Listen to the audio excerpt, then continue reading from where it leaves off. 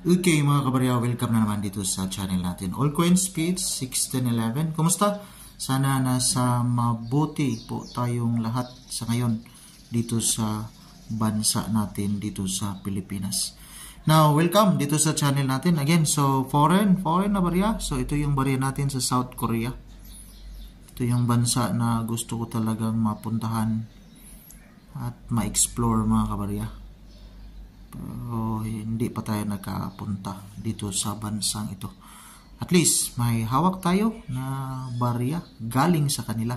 So para na rin may memorabilia tayo. Now, standard circulation coin 1982 to 2024, 501.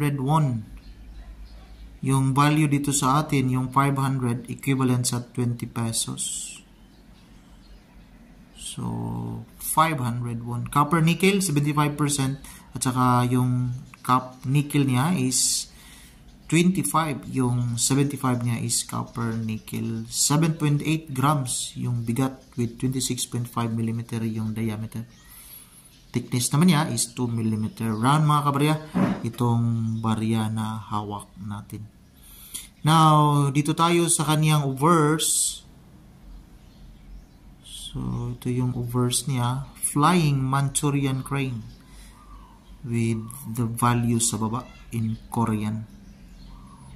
Translation niya is Odong 1. Yung designer niya is Odong 1. Translation 501. While dito naman sa kaniyang reverse, ito yung value numeral with the year 1996. Mga kabarya. Try natin tinan kung may nagbibinta. Dito kay eBay, meron na.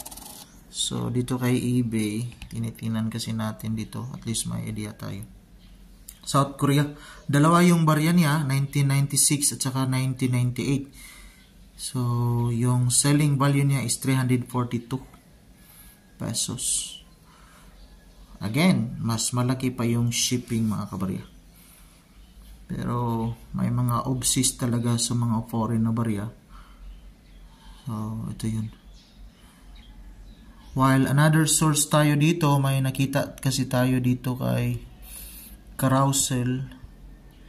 Ito yun, 501. With the selling value 3.50 Malaysian ringgit.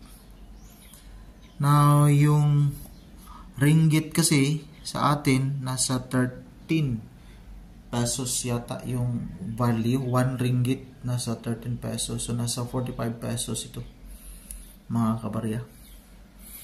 Sa mga nagtatanong, pag may ganito daw sila nga klase na barya, saan pwedeng ibenta? Hindi natin talaga alam kung sinong buyer mga kabarya, kaya mainam na magpa-member sa mga tulad ng Facebook coin groups. Marami namang Facebook coin groups dyan.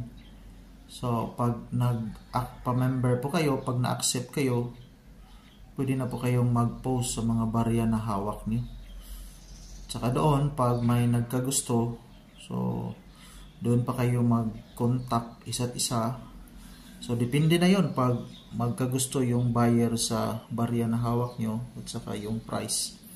Yun, may deal na po kayo. So pwede nyo i-post sa mga Facebook page nyo. Baka may tsambahan na may magkagusto. At yun, may buyer na po kayo. Maraming salamat.